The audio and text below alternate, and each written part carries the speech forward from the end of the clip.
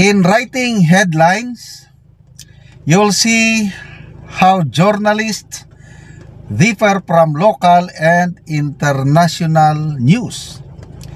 Samot jud, wala nang mga investors sa Pilipinas nito. Thank you so much, INC. Okay. Pinost niya dito ang mga headlines ng different international papers. Una, The Washington Post. Sa US ito, ang daming nagbabasa nito. Headlines: Hundreds of thousands rally in Manila against flood control corruption scandal. Kaya pasalamat tayo sa mga kapatiran sa Iglesia ni Cristo. Yan, sa US yan. Al Jazeera.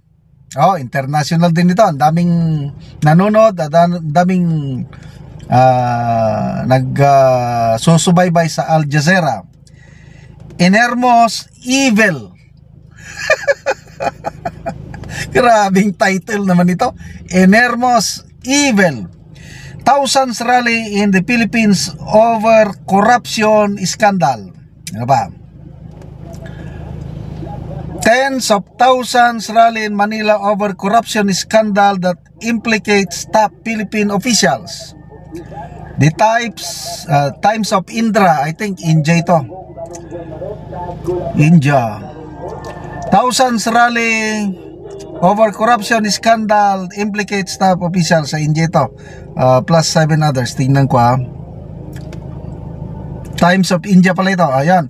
The Business Times. Saan ba ito? Mega church gathers in Manila to protest against Philippine corruption. Japan Times. Japan Times pala yun. Japan Times. Ano pa? China Daily.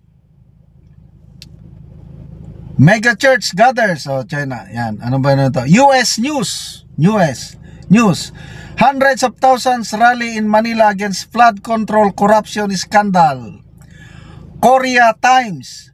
Tens of thousands rally in Manila over corruption scandal that implicates top Philippine officials. Sino yung top? Di ang Pangulo. Di ang dating speaker. Ano pa ito? Nung Asia Pacific. Thousands of Filipinos take to the streets for government transparency. Ito, Bloomberg. Nako, sikat itong Bloomberg. More on financial, dito sumusubaybay ang mga investors, mga mayayaman. Bloomberg. Church gathers 650,000. Nung first day pa lang ito, Anti-graft protesters in Manila rally. So, ito ba yung bagong Pilipinas? Grabe, Bagong Pilipinas ng Marcos administration, punong-puno ng, I don't know how you will call it. Sikat na sikat tayo sa buong mundo. Anong klaseng pagkasikat? Sikat sa kabutihan o sikat sa nakakaya? Yung Al Jazeera na title, Inermos Evil. May napanood akong short video. Anito 700 Club, Christian organization na broadcasted worldwide. Sinasabi ng preacher doon na I am so sad about the Philippines. Sabi ng nagsasalita, I have many friends in the Philippines. This is a Christian nation, but why is it that there's so much corruption happening in this country? Ganon. My heart bleeds for this country. Sabi ng preacher doon sa 700 Club. Grabe. So, are we really a Christian country? Tinawag lang tayo Christian country, the only Christian. Why? Dahil majority are Christians. But yung isang senior, hindi ko lang pangalan, pastor ng isang mega church din, millions of members din ito, tahimik lang sila, diyan kami nagsisimba. Let's pray for this country, sabi ng senior pastor. Because we are called Christian country in Asia, but it's not. Our government leaders, sabi ng pastor, profess to believe in God, profess to be Christians, but what they are doing is not the work of Christianity. Nakakahiya. Ito, hindi niya sinabi basta isummarize ko na lang. Napapahiya ang Panginoong Hesus sa nangyayari sa ating bansa ngayon. But I believe, inalaw ito ng Diyos. It's cleansing, part of cleansing, para ma-expose ang mga ginagawa. Merong post na ng isang PMA graduate kanina, retired na rin. This is divine act. Sabi ko, amen.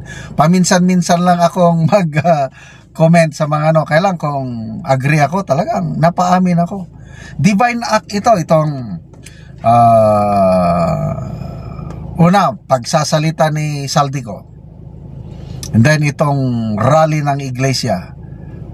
I don't know, baka millions na ngayon ang nag-ipon Pagsalita ni Senator Amy. Pero may ang kapatid, sasabihin mo ang bulok ng kapatid mo. That's very painful. Kaya ako, naawa ako, nagagalit ako, humahanga ako kay Senator Amy. Yung paglalahad niyang ganun. Bakit galit? Dahil pinayagan niyang magkandidato ang kapatid niya, ganun pala ang gawain. Kailang Senator Amy believes in second chances. Pinagbigyan niya ang kapatid niya, kailang sinayang. Balik tayo sa isyo. Sino pa ang mag-invest sa atin? Anong sabi ng Pangulo? Dahil daw isiniwalat niya ang corruption scandal, ay bumalik na ang tiwala ng mga investor. In your dreams. Lalong babagsak ang ating foreign direct investment sa mga pangyayari. Kaya kawawa ang bayan. Let's pray. God allows these things to happen. He has a plan.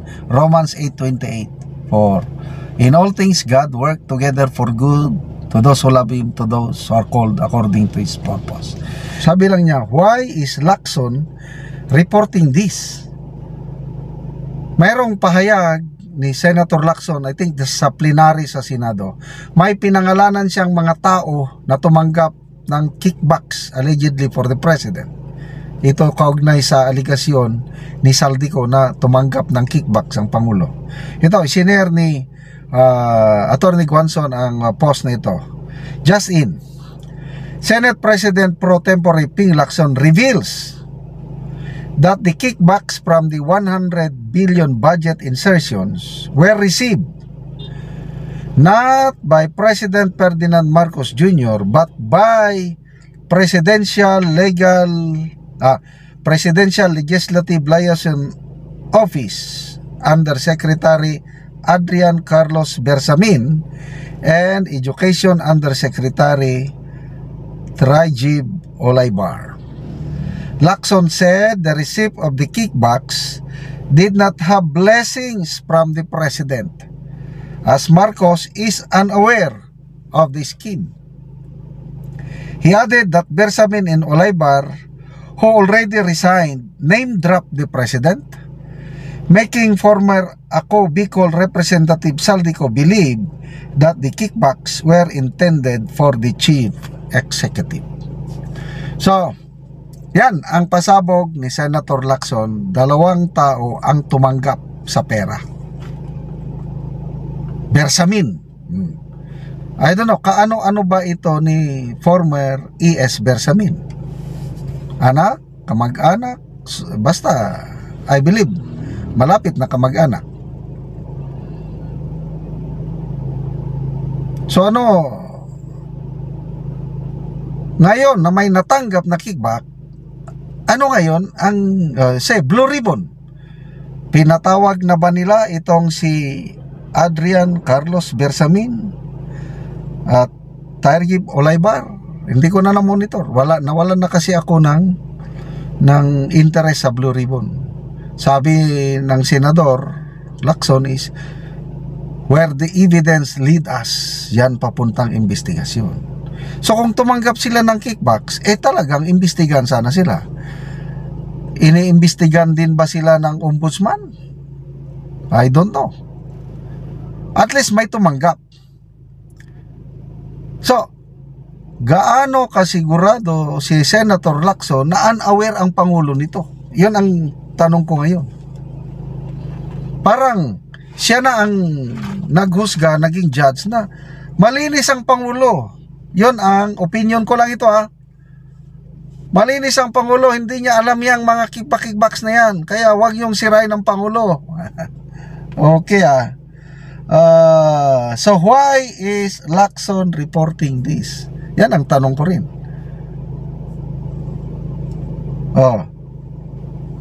Ito na sinagot. Maria Amor, siya ang abogado ni Bongbong Marcos, tagapagtanggol tuta aw ka-group effort.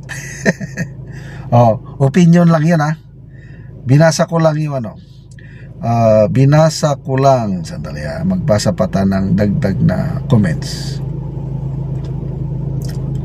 Maclis Marbon, sabi niya baka basin nakawan malita attorney. These are just comments binabasa ko lang. Chris Ferrer, Employee of the Year Award, above and beyond category. Milianora Ono, obviously the Takipan Blues is in the air.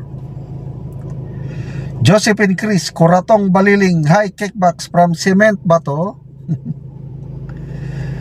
Nyoar Olis, spokes Ping Lacson to the rescue. Para bang nagiging spokesperson na ba ng Pangulo ang Senador Lacson? Iyon ang sinasabi dito. Tanong lang naman. Janet de Guzman, the male version of Auntie Claire. JC Acosta, is Lacson hiding something that known to Malacanang, just curious and asking? MM Banag, newly appointed spokesperson. Joes Evite, multitasking lang ang peg. Do everything you can to protect your big bosses or else you know you're all going down with them. Julos Tinyenda, siyempre todo depensa kasi may utang na loob ng eleksyon, hindi naman talaga mananalo yan General Coratong to the rescue, sabi ni Charles Grandi Magne. To the rescue, he is the spokes, unaware of the scheme. Okay, granting unaware of the scheme, does that make the president clean, na wala na siyang responsibilidad? To me, it's not. Command responsibility. Pinabayaan niya di pananagutan niya ito sa taong bayan. Ang daming nawawala.